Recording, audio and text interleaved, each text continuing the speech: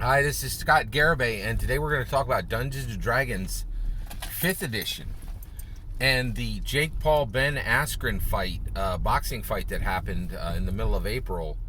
A huge, big ticket show that just literally millions of people, popped down $50 to watch.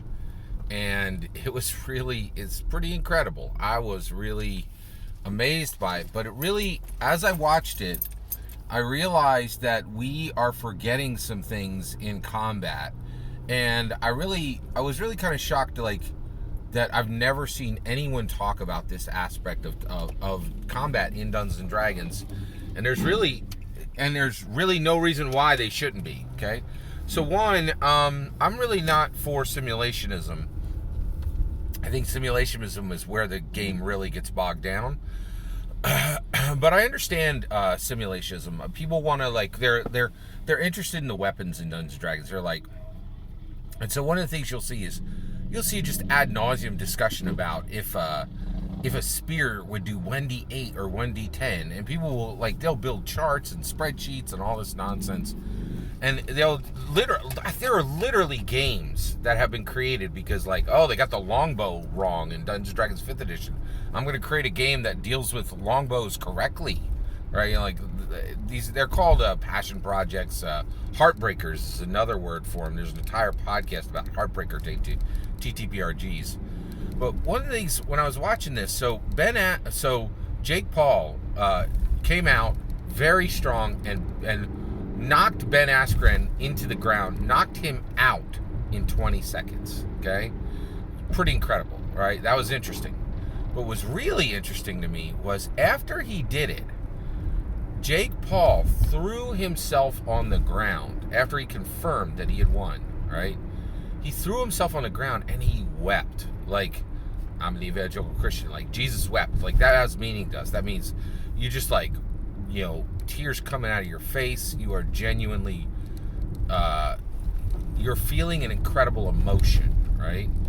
Now, Jake Paul had just won, but he wept like a child. There were just tears streaming down his face, and he couldn't be consoled. His own teammates were gathering around him and just patting him on the back and saying, it's okay. But his emotional reaction to his victory, first of all, if you came in and you hadn't seen what happened before, you would not know if he had won or lost. You truly wouldn't. You couldn't tell if these were tears of joy or tears of sorrow, right?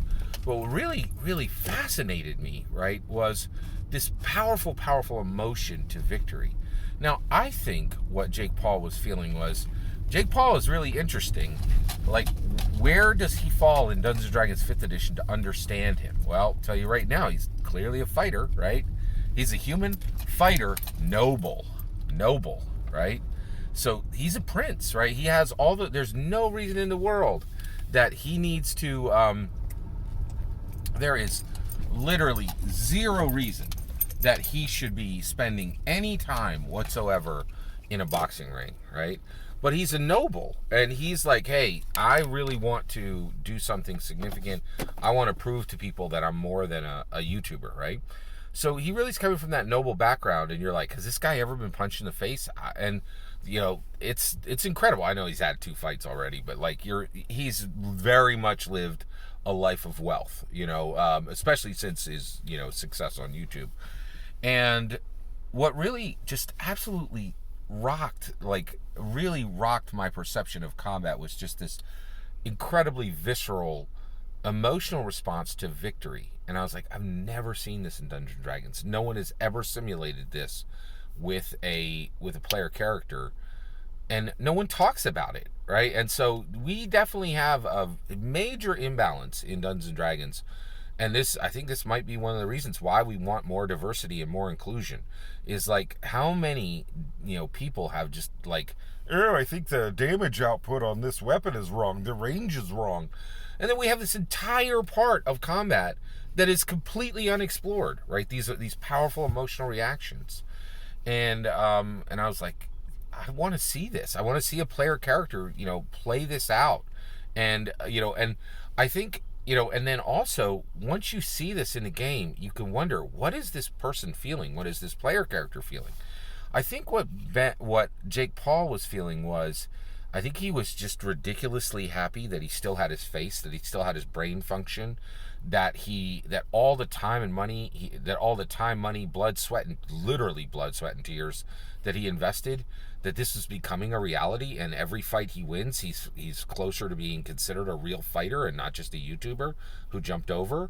And he is, I think there's demons inside this guy that he personal, like impediments that he's fighting with, right? We have like virtually zero ability to explore this within Dungeons and Dragons, and I have never seen this response from any player at my table. And I'm like, why? Like, because the reality is, it's very real, right? You could see it. That's another reason why I'm really fascinated with these MMA fights and with these boxing fights is, it's so real. Like it's just so raw and there and immediate, right? And it's pretty incredible. So I really think this is an unexplored area of Dungeons and Dragons 5th edition, is emotional responses to victory, right? I don't think we know anything about this. But that's the point of Dungeons & Dragons, is to explore and to understand our world better, and to tell dramatic stories together. All that's my opinion. I'd love to hear your thoughts. What do you think about this idea of exploring emotional responses to combat victory in the game? I'd love to hear your thoughts. Let me know in the comments below. Please consider liking and subscribing, and have a wonderful millennium.